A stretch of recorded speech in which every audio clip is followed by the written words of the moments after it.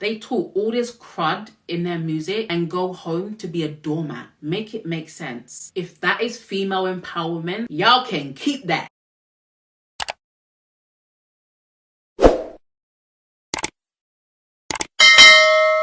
Hey guys, welcome back to my channel. Hope you guys are doing well. So I really don't want to turn my page into that page that talks about popular culture, and I really try my hardest not to talk about people but to talk about case studies and use people as case studies rather than talking about people, because we all saw what happened to Derek Jackson, and I'm not a person to judge people, but I always want to be able to take a situation, extract the lessons that we can learn as women and a few men that watch my channel. So today we're talking about, are the city girls and female rappers promoting toxic relationships? I want to talk about female rappers because I feel like that's what popular culture is right now. And as much as we can say, oh, it doesn't affect me or blah, blah, blah, we cannot deny the effects that when something is glorified, or it doesn't have to be glorified, just publicized and then glorified and then normalized, us normal people, it starts to affect us, okay? Back in the day, we were affected by media more, but now we're affected by social media, and none of us that use social media can run away from this reality. And I think that as a big sister on YouTube, I have the responsibility to call a spade a spade. And one thing about a lot of women these days, they do not get held accountable. Everything is like, yes sis, do you, yes, oh my god, relationship goals, knowing full well that a relationship is toxic. People have the nerve to call it relationship goals. Why? Because it is glamorized. When people with money make something look a certain way that isn't a certain way, it's called glamorization. And when they glamorize it in the media, we start to normalize it in our day-to-day lives. So let's say, for instance, we see a woman or Instagram baddie on the shade room and her man has cheated on her and she stayed with him. If you are now in a relationship in your normal life, you are more likely to stay because she stayed. And us women, no matter how much we like to think that we are individuals or we think individually, there's such a thing called group think, and it's been happening for a very long time on social media. Group thinking is where you don't get a chance to think. You start saying and speaking and talking like how other people are. That's why I can only tolerate Twitter for a limited amount of time. So many people on Twitter talk about normalize this, normalize that, normalize. No, some things don't need to be normalized. Can we not normalize everything? How about that? Not only is it the glamorization of certain lifestyles, but art does imitate real life. So what I am going to do a little bit moving forward is use some celebrities or some well-known people and what they are putting out there, because we can only really run off of what they're putting out there. And we are going to use it to do case studies on this channel. So I want to ask the question, is Cardi B, Megan Thee Stallion, Saweetie, and the rest of female rappers, are they promoting toxic relationships to our young, impressionable generation? What do you guys think? Comment below. So the relationship that has been recently highlighted to me is Lil Uzi and JT from the City Girls. Lil Uzi is a very famous, very influential rapper who is 26, and JT is one part of the group City Girls with Young Miami, aka Carisha, who is 28. And so a lot of people think that this is such a weird relationship. Not only is he 5 foot nothing, 5'3" to be precise, but he is largely recognized as being a bloody weirdo, selling his soul, worshipping the devil type weirdo. He also wears purses and wears women's clothes, and he's also normalized all of that kind of weird behavior. And not only that, he recently got a diamond put in his forehead because some people have more money than sense. Clearly. So to a lot of people, the two being together makes no sense at all. JT has often and still continues to defend her relationship, saying that she likes who she likes. Some people say opposites attract, but I say you attract who you are. Something about Lil Uzi, something in him, his spirit attracted JT to him. And so in that sense, neither one is better than the other. Neither one is settling. They have met their match, clearly. Some of my friends used to literally give me the side eye when they saw the type of guys that I used to date in the past. And they always felt like I dated down. And that was truly because that's how I felt about myself. I think you date who you can relate to on some level. I personally call it trauma bonding or jailmates, but I digress. But what I really want to discuss in today's today's video is how the city girls have this reputation of being bad bees, being bosses, not being held down by any man, finessing men, taking their money, not being used but using them, etc, etc. On the other hand, in real life, JT is allowing this boy to disrespect her publicly, disrespect her friends, act like he's in control of her. He is coming across very, very controlling. Whole body and soul, and you know I don't give a fuck about nothing. So listen, is this Carisha? Uzi, me and you don't have to be I friends. don't care, Carisha. JT told me, she like, Uzi, you ain't gonna do nothing but make it worse, so don't say nothing. But you know, clearly I run this shit, and this is mine. So it's just like, Carisha, shut up. JT. If I told you tongue kiss me on this live right now, you gonna do it. Okay, well just say. So just chill. Hey, yeah, I am up there, but I'm not gonna go there. You taking too long with my phone. You're not getting on live anyway. That's number one. Okay, so Uzi, you could just hang up and we'll talk off the live because it's a lot. Yeah, just get like that. Don't make me get like that. Okay. And for some reason, with these girls, Carisha included, that is a turn on for them. And that's why I call it trauma bonding. Sometimes we are attracted to what is toxic in us. But Lil Uzi is literally controlling JT and she is letting him. That's not what you rap about in your music, sis. And that's why if you must listen to these female rappers, these male rappers, listen and watch for entertainment purposes only, because everything they say is cap. And I say especially the female rappers, because I feel like they're just saying stuff for shits and giggles. It's not serious at all. But some women will take their taglines and start using it. Hot girl summer. Meanwhile, Megan Thee Stallion is in a whole relationship. What hot girl summer? Beyonce sang all my single ladies,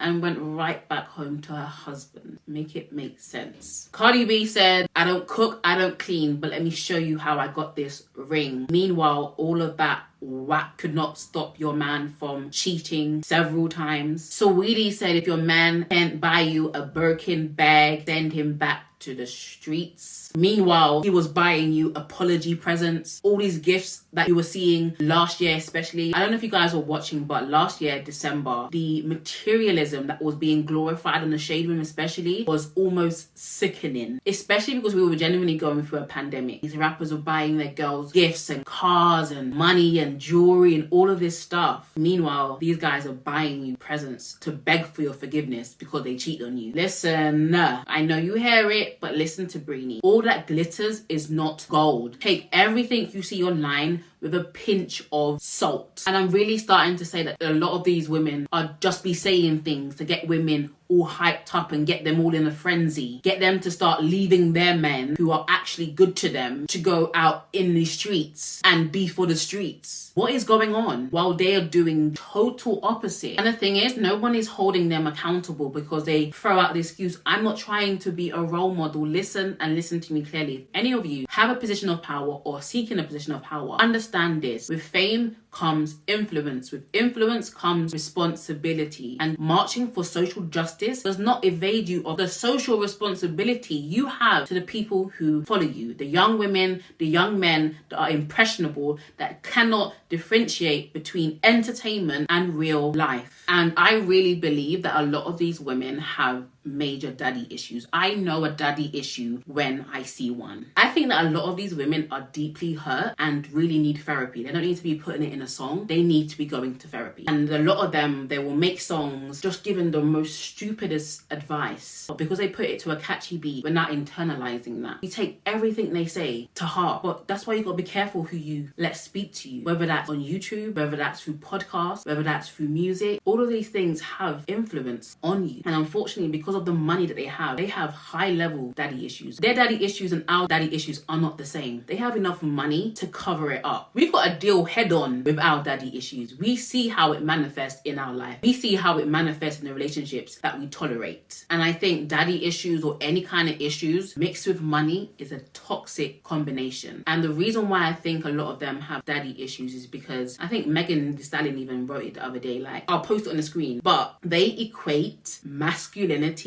with being told to shut up, being controlled, being told what to do, spoken to aggressively, spoiled rotten, button, not being the only woman, competing with other women for that one man, being called their bitch, and all the other toxic things that come with it. And I cannot be the only one that sees that these type of women only submit to aggressive men, and aggressive men with money, or men who are gangsters, gangbangers, who have notoriety. This is a huge red flag that someone has daddy issues. They cannot get with the good guy. They cannot get with a nice guy because that guy is too soft for them. They'll run all over them, and if you're a good guy, you shouldn't get with them either. Like, it's detrimental to you as well. But they can't get with genuinely soft, kind, normal men because they'll run all over them. Their internal issues won't allow them to submit to those kind of men. They'll only submit to a man that is physically overpowering them, whether that's height, whether that's weight, whether that's aggression. Like, a man telling you to shut up, that's not sexy. A man being disrespectful, calling you out of your name, even if he's saying my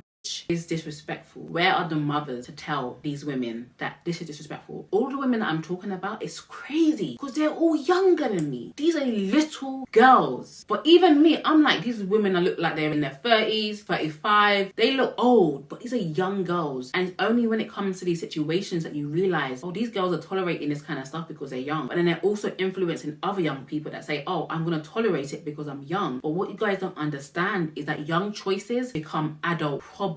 What you don't tackle when you're young will not disappear. They won't go away. They will show up time and time and time again. So don't use the excuse that you're young to follow these foolish girls. I call it how I see it. They're foolish. They have no understanding and they have no wisdom. Back to daddy issues. When you have no reference of what a real true man is, you will build your own definition. Like City Girls, Megan Thee Stallion, they talk all this crud in their music and go home to be a doormat. Make it make sense. If that is female empowerment, I do not want it at all. Y'all can keep that. And some say, oh, it's just music, it's not that deep. Maybe not to you, but these women have followers. Not the followers like me and you, how we follow people. Die hard fans. People that follow their every move. They do what they do. They talk how they talk. And every day they're being indoctrinated. So much for not wanting to be a role model. If you don't want to be a role model, delete your account. There's no way around. You are a role model. People follow you because they look up to you. You are on a pedestal. You are an example. If you have influence, you are an influencer. No matter how you try to get around it, you are an influencer and you have a responsibility. You cannot have fame without the responsibility that comes with it, period. And I truly feel sorry for this generation because there's not much else for you guys to listen to. There's not much else for you guys to watch. The people that make good music and are good people are not popular. You're not going to hear them on the radio. You may have to search for them, but they're not readily available. It's like fast food. The food that is good for you is probably more expensive and more hidden. If I go this way or I go that way, I'm going to find a McDonald's somewhere. The food that isn't good for you is everywhere. The food that is good for you is hidden. And the problem is that the more nasty, the more eccentric, the more ratchet you are, the more popular you will be. So a lot of people find themselves, even though they don't start off that way, they find themselves going down that road because ghetto, ratchet equals success in the 21st century, especially in the black community anyway. And a lot of people say, well, it's the parents' responsibility. Listen, parents have their own lives and they cannot control every single thing their child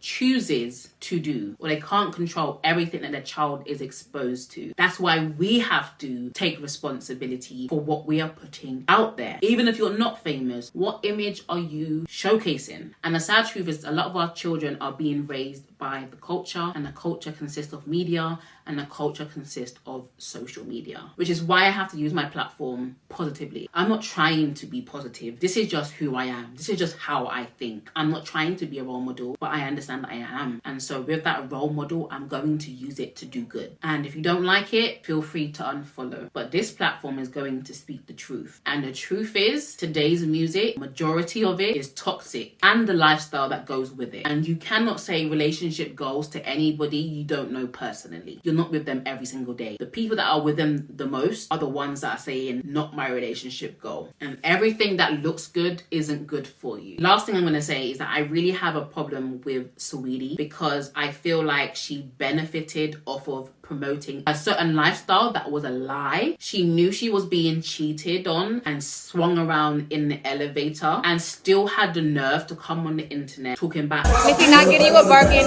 if he's not paying for your bills, then throw that nigga back to the streets, okay?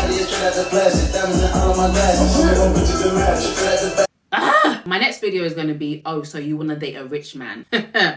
I'm looking forward to that one. She had the nerve to be showing off the cars and the gifts that Quavo bought her, only to find out that it wasn't because Quavo was the best boyfriend ever, but it's because Quavo had been getting in somebody else's knickers. It's because Quavo had been cheating. That's why she was receiving all of that stuff. So moral of the story, like I said, take everything you see, whether here, on social media, even on my page, take everything you see with a pinch of salt. What you see is less than 10% of what is actually happening, okay? You can dance, you can vibe, you can clap your hands, you can shake your booty, you can pop, lock and drop it, but take nothing that they say to heart. Believe nothing you hear and believe nothing you see. If your man truly loves you, he will be faithful to you. He will buy you what he can afford when he can afford it. And you need to treasure him because these girls could never. You and the city girls, you and Meg Thee Stallion, you and Cardi B, we're not the same, okay? And the men that they're talking about, we can't have all of them. There's only a small percentage of men that can afford to buy you a Birkin just because. Your average guy will have to work probably 3 years to be able to afford what that guy can give, just whatever. And the thing is, when you can afford it, it has no value. So a Birkin bag to us is crazy. To them, it's nothing. So don't try to copy and paste their life to yours and put pressure on your man to be something that their men could never be faithful. Rappers and entertainers are the most unfaithful men on the planet. And these women talk about being independent and having their own, but get so excited when the men buy them stupid stuff. Oh my God.